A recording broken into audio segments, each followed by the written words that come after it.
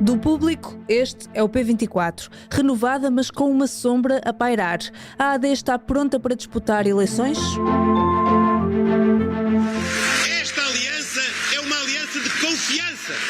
É uma aliança que dá confiança e que recebe confiança. É uma aliança com Portugal, com os portugueses, com o futuro. Depois de uma criação algo atribulada, a Aliança Democrática apresentou-se este domingo aos eleitores na Convenção por Portugal, com nomes históricos do PSD e do CDS a dar força à coligação e a Luís Montenegro. A Convenção contou com a presença de Paulo Portas e com uma visita surpresa de Santana Lopes, que fez questão de elogiar e muito o líder do PSD. E Luís Montenegro fez, como todos sabemos, e as equipas que liderou, um trabalho extraordinário, onde provou, para além da coragem nas suas intervenções, da competência no conhecimento dos dossiês, comprovou o seu método, o seu rigor, sem uma falha. Montenegro quis ressuscitar uma marca considerada de prestígio, a AD de 1979, e para isso incluiu os monárquicos do PPM, uma opção que tem sido muito questionada. Não será por isso de estranhar a ausência do líder do partido, Gonçalo da Câmara Pereira, que não teve palco nesta convenção. Outra ausência muito notada, que ensombrou de alguma forma o evento, foi a de Pedro Passos Coelho, que disse não ter sido convidado. Vários sociais-democratas justificaram a ausência dizendo que este não é o momento de ex-líderes do PSD, mas entretanto apareceu Santana Lopes a afirmar que foi convidado por Luís Montenegro. Estará esta AD pronta para disputar as eleições legislativas já em março e para conseguir a vitória que diz ser imprescindível para formar governo?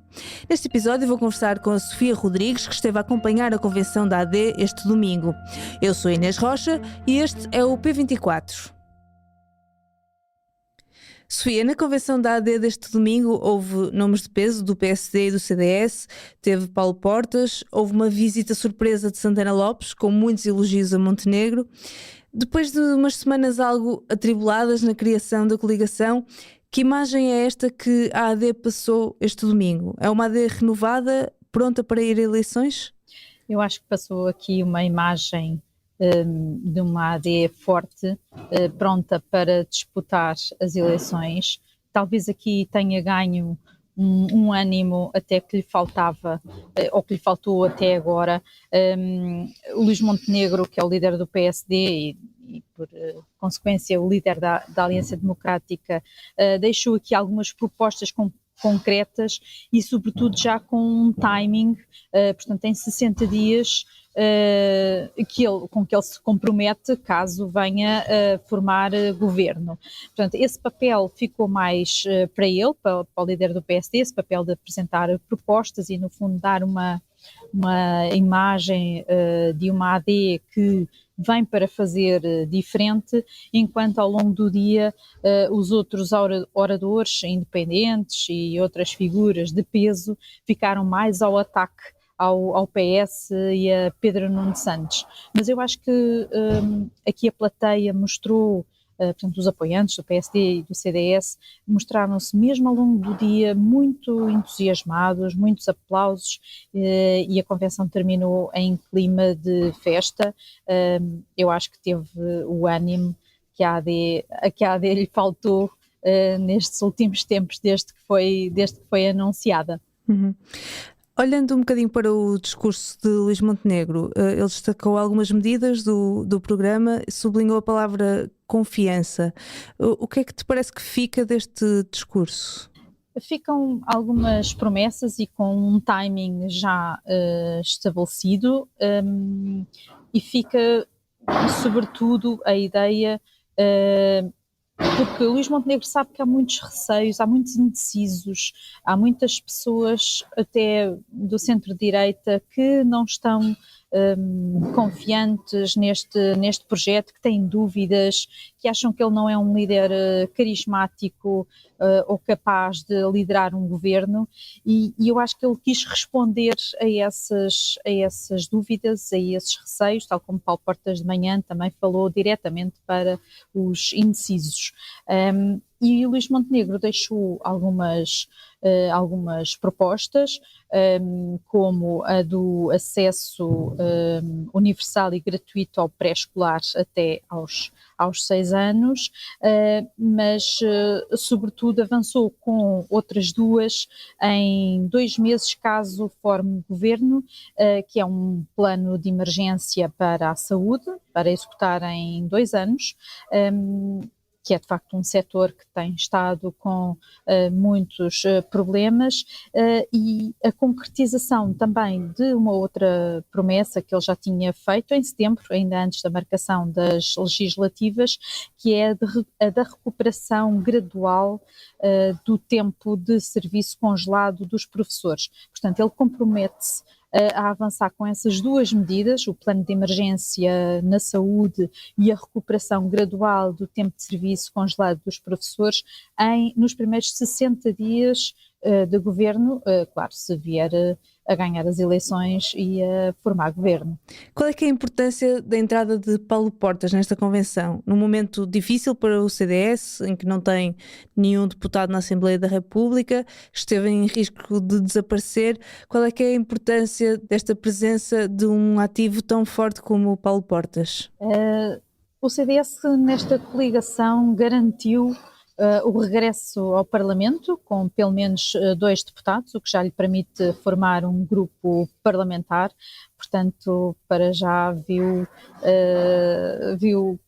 que seja posto fim ao desaparecimento, para já, e o discurso e a participação de Paulo Portas nesta convenção é muito importante. Não são muitas vezes, é talvez a segunda vez que eu me recordo que Paulo Portas fala sobre atualidade política num evento partidário.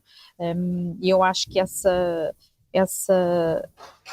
voz do CDS e que foi vice-primeiro-ministro do anterior governo de coligação entre os 2 partidos, é uma voz que é ouvida neste eleitorado. Paulo Portas tem óbvias qualidades de orador e fez um discurso forte e, como eu disse, dirigido aos indecisos. Uhum. Nuno Melo também deixou uma mensagem bastante clara depois de umas declarações que causaram alguma dúvida. Diz que a AD só irá viabilizar um governo da AD, ou seja, o argumento de que o PS devia deixar governar quem ganha, caso fique em segundo lugar, deixa de fazer aqui sentido. Exato.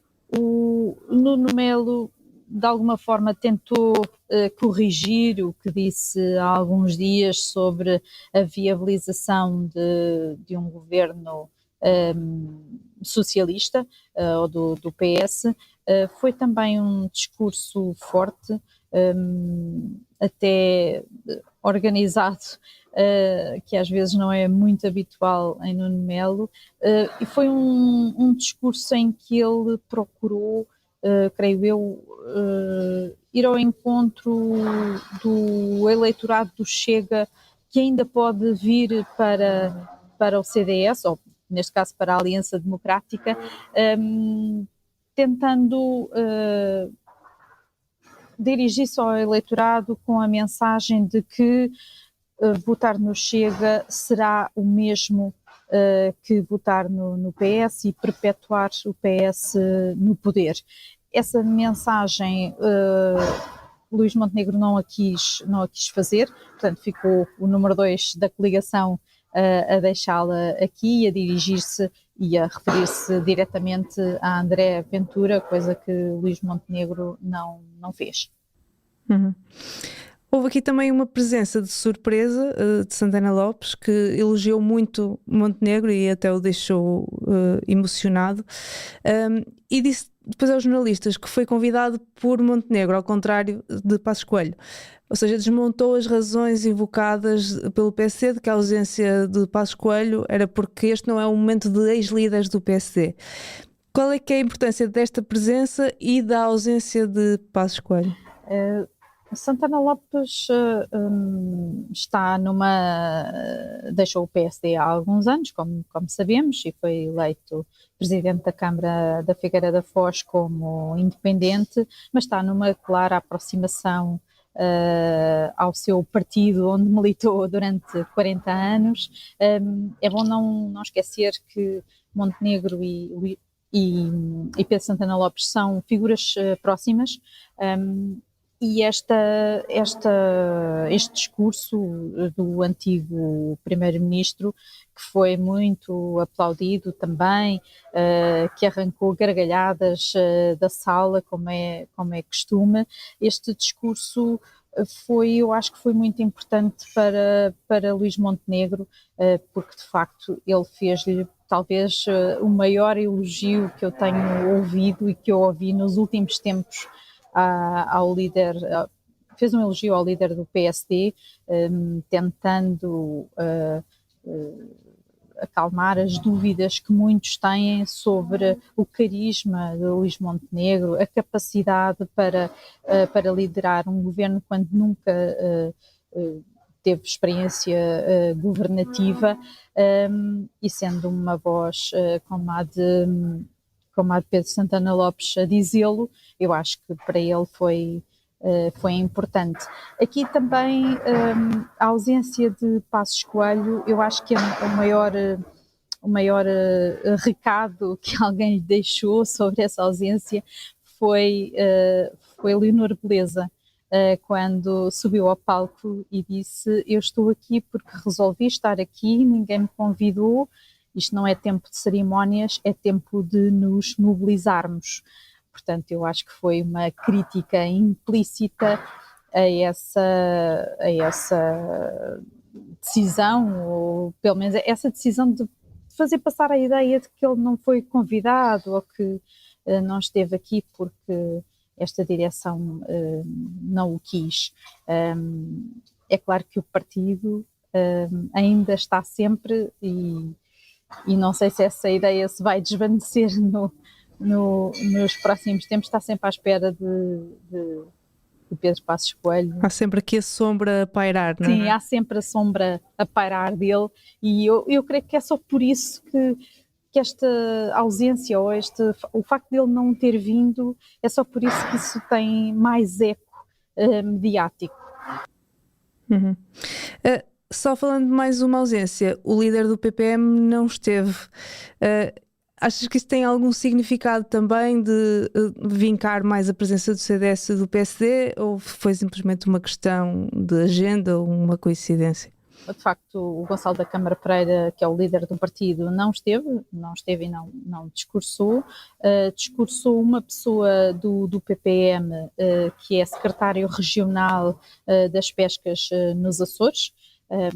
Portanto, a coligação da AD deu palco a um membro do governo regional, que já vai ter eleições daqui a pouco tempo, a 4 de fevereiro.